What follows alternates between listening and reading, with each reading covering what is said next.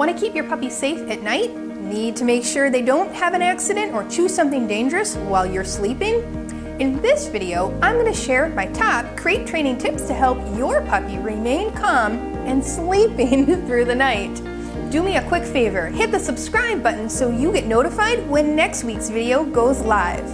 Don't forget to check us out on our other social networks so you can grab the link to those in the description below. Michelle here with How to Train a Dream Dog and the creator of 30 Days to Puppy Perfection, the online puppy training program where you can train your puppy from the comfort of home. Okay, so you have a new puppy. Congrats!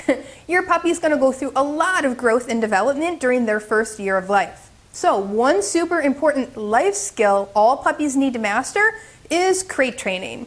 After all, crates keep our puppies safe when we can't watch them, help them settle down when they're overstimulated, and keep them from injuring themselves after surgery.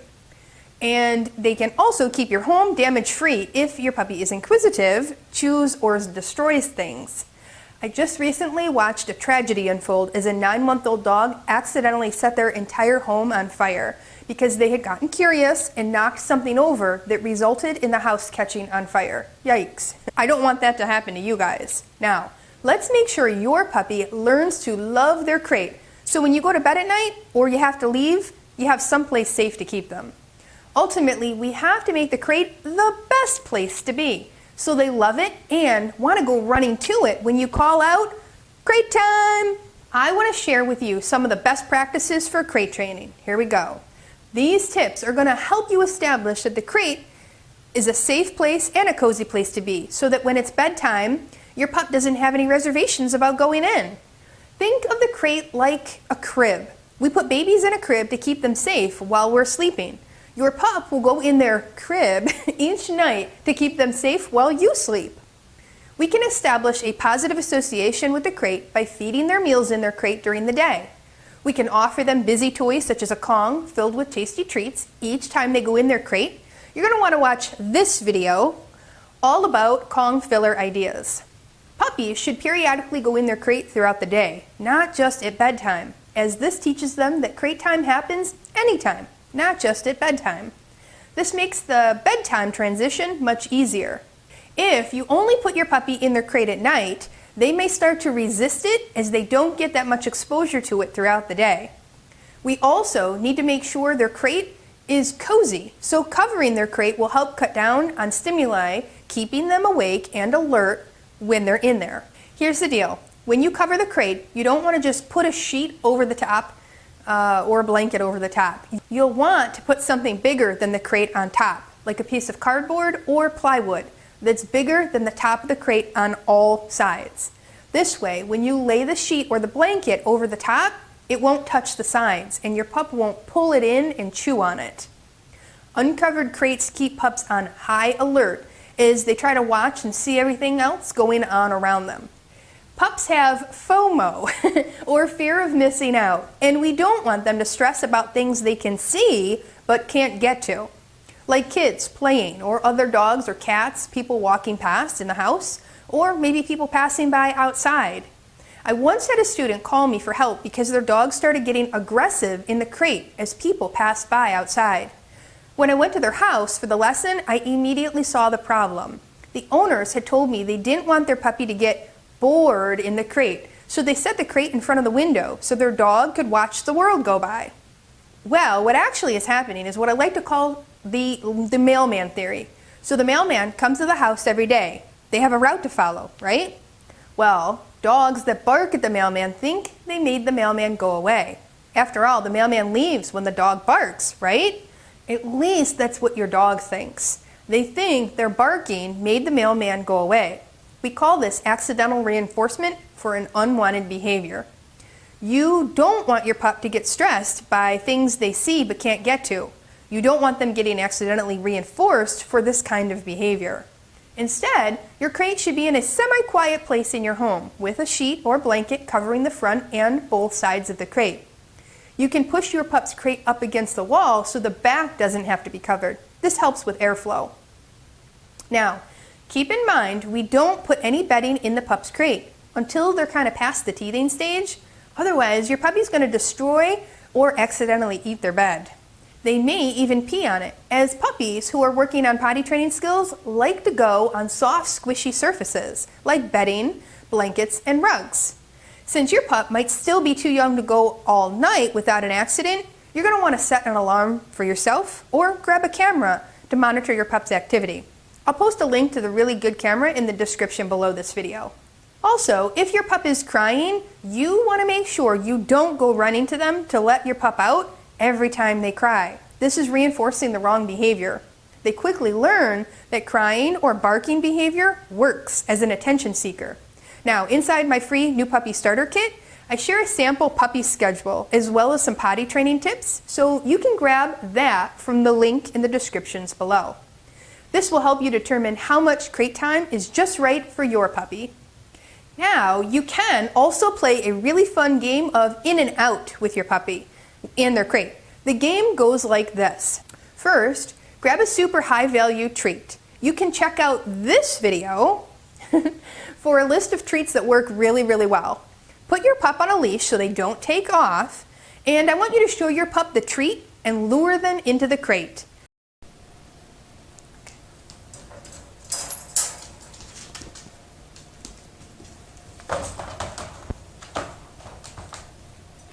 Do not give them the treat until they're all the way in. If you can lure them into a sitting position while they're in there, this is even better. Yes, good sit. Once sitting, you can release that treat or give it to them. But keep your hand on the door. We aren't going to let them out until they hear the magic release word. I do this for several reasons. One, I want to teach them that they have to have some control before they come bolting out of their crate. We don't want to teach them excitable behavior gains you access out of the crate. And two, I don't want them scurrying to get out right away and running away from me during this training. So building a little duration while they're in the crate is how we get them to stay in there longer and longer and still love to go in. Now, if your pup is still sitting, you can slowly open the door and say your magic release word and act a little excited to get them to come out. If your pup goes to get up, quickly close the door. You want to teach them that calm behavior and sitting get you to open the door. No treats are given outside of the crate, only when you use the release word with them. Yes. Break.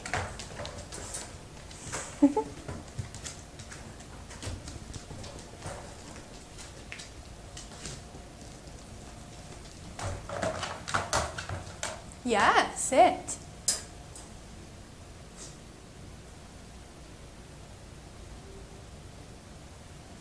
Break. Yes.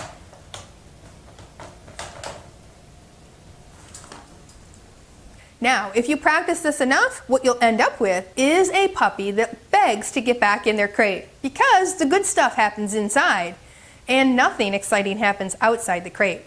Now, you've probably heard me say break when it comes time to let my pup out of the crate. This is our release word, and I use it for all situations that my pup needs to show control and then be released from.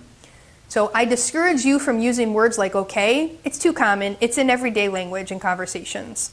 Don't use come. That's reserved for when we want our dogs to come running to us from a distance. Pick something you're going to remember that can be used when you practice things like stay. Other words I recommend are free, release, or done. Okay, as far as bedtime specific crate training tips, all right, about 30 to 60 minutes before bed, I recommend that you have a play session with your puppy. Get them good and tired so they are ready for bed. Drain out all that pent-up energy so they can rest all night long. Make sure you don't keep water down all the way up until bedtime. This will keep their system processing, and they're going to need to go more frequently during the night. I pick up my puppy's water by 7 p.m. and I let them have a little sip right before our last outing of the night, if they were playing hard and I see that they're thirsty. Okay, some brand new puppies have a harder time being away from their mother and litter mates, so you can use DAP, or dog appeasing pheromones, such as the Adapto collar or plug-in to keep your pup calm. This is a similar scent that the mother dog gives off to help calm her pups and keep them relaxed. I'm going to put a link to this product below in the description as well. Now, keep in mind, the first few nights may be a little rough. Your pup might cry and bark. Remember what I said, don't go running every single time or you're going to create a bad habit that's going to be super hard to break. So many new puppy owners make this crucial mistake of thinking that bringing their puppy in bed with them will make all the problems go away. But for most, it not only doesn't teach your puppy how to self-soothe, settle on their own, it teaches them to be anxious when they are away from you. Now, it also creates opportunity for pee and poo accidents in your bed, and it leads to opportunities to have a chewed up pillow, bedding, and other things once your puppy learns to jump off the bed. Before I share my last tip, if you haven't hit the subscribe button, go ahead and do so you can get notified when next week's video will come out. It's going to be super useful for you. Play some calming music, such as this one, found here on YouTube, to help calm your puppy at night and get them relaxed so that they can sleep all night long. All right, I'm going to add one more in, a little bonus tip. You can use a heartbeat dog, which mimics the heartbeat of a litter mate or a mother dog. This helps many nervous puppies sleep through the night a whole lot better. If your puppy has started chewing, I recommend that you put the heartbeat dog on top of the crate so your pup can still hear and feel the vibration, but can't chew the stuffed animal and the electronic heart. In the comments below, tell me, which tip are you going to try first to get your puppy to sleep peacefully in their crate through the night?